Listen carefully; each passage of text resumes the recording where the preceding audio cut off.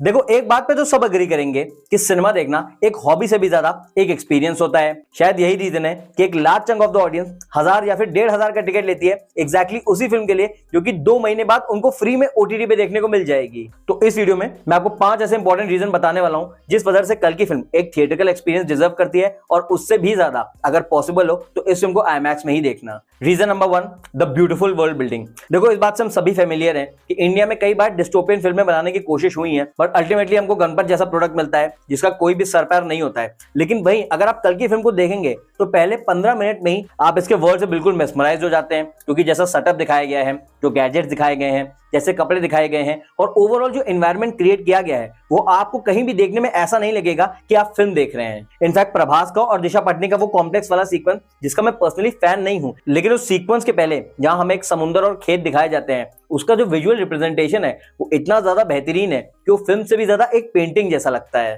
Basically होता क्या है कि जब भी आप एक ऐसी लेवल की फिल्म को एक छोटी स्क्रीन पे देखते हो तो उसमें जो फ्रेम्स है वो थोड़े बहुत कट शॉर्ट कर दिए जाते हैं, लेकिन जब आप इस फिल्म को आईमैक्स स्क्रीन पे देखोगे प्रॉपर फ्रेमिंग के साथ तब आपको कल्कि का वर्ल्ड एक्चुअली में समझ में आएगा। आपको मेकर्स का विजन समझ में आता है कि मेकर्स ने कितना ज्यादा इन्वेस्ट किया है इस दुनिया में। Reason number 2, action sequence between Ashwatthama and Bhairava. Basically film के सेकंड हाफ में एक सीन आता है जिसके ग्लिम्स हमने ट्रेलर में भी देखे थे, जहां प्रभास के भैरवा और अश्वत्थामा के कैरेक्टर के बीच में एक बहुत बड़ी लड़ाई होती है और जिस तरीके से उस पूरे 15 से 20 मिनट के सीक्वेंस को कॉन्सेप्चुअलाइज किया गया है, जो उसका स्केल है, जो उसका ग्रैंडियर है और जो उसका एक्शन है, आई मीन लिटरली सिंह किसी ने भी 4-5 साल पहले ये बात बिल्कुल भी इमेजिन नहीं की होगी कि इंडिया के 2 सबसे बड़े सुपरस्टार्स एक दूसरे के सामने इतनी बड़ी फिल्में लड़ेंगे। प्रभास और अमिताभ बच्चन दोनों का ही स्क्रीन प्रेजेंस बिल्कुल ही डायनामिक होता है और जब आप एक फ्रेम में उन दोनों को साथ में लड़ते हुए देखते हो वो आईमैक्स स्क्रीन में लिटरली आपका माइंड ब्लो कर देने वाला है। Reason number 3, VFX and CGI. Basically Indian cinema से जब भी कोई नई फिल्म आती है हमारी एक्साइटमेंट उस फिल्म को लेकर इतनी ज्यादा होती है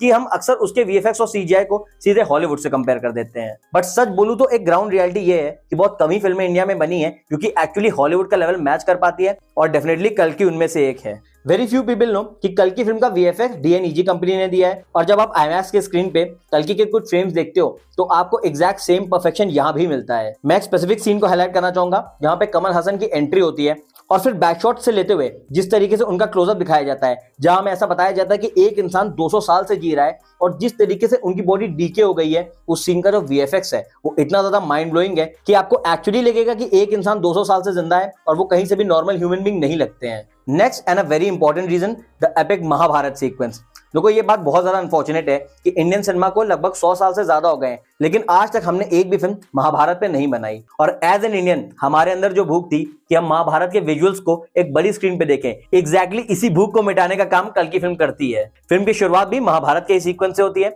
जहां हमें अश्वत्थामा और कृष्ण जी के बीच की फाइट दिखाई गई है और अगर आप उस पूरे सीक्वेंस को और फ्रेमिंग को ध्यान से देखेंगे तो जो उसका स्केल है, जिस तरीके से उसको माउंट किया गया है और जिस तरीके से कैरेक्टर्स को पोर्ट्रे किया गया है, हमें लिटरली ऐसा लगता है कि हमारी आंखों के सामने महाभारत चल रही है। सिमिलरली सेकंड हाफ में भी जब अर्जुन को दिखाया जाता है, कर्ण को दिखाया जाता है, तो इन सारे महाभारत के सीन्स ने थिएटर में ऐसा एक माहौल बना दिया था कि लिटरली आई कुड सी कि जितनी भी ऑडियंस है वो बिना पलक झपकते फिल्म देख रही थी, क्योंकि सीन्स के जो विजुअल्स थे उन्होंने उनका अटेंशन सक कर लिया था। उन सीन्स का जो एक्सपीरियंस है वो इतना ज्यादा ग्रैंड है कि आपका पूरा पैसा सिर्फ महाभारत वाले सीक्वेंस में ही वसूल हो जाएगा। And finally the last point, जो कि मेरे हिसाब से कल की फिल्म का सबसे बड़ा सेलिंग एस्पेक्ट था, वो था इस फिल्म का 30 मिनट का क्लाइमैक्स और एक क्लिफ हैंगर वाला ट्विस्ट। लास्ट 30 to 40 मिनट्स में जो रेडर्स और रिबेल के बीच में क्लैश दिखाया गया है प्लस जो अश्वत्थामा और भैरवा के बीच में फाइट दिखाई गई है, उन सारे ही सीन्स को देख के आपके माइंड में जो फर्स्ट थॉट आता है वो यही है कि आपने आज तक ऐसा कुछ इंडियन सिनेमा में नहीं देखा है। प्रभास की बुज्जी का एक रोबोट बन जाना, अश्वत्थामा की क्लोनिंग होना जहां अश्वत्थामा खुद अश्वत्थामा से लड़ते हैं और इन सबके ऊपर जो अल्टीमेट रिवील होता है भैरवा के कैरेक्टर से रिलेटेड कि वो एक्चुअल में कौन था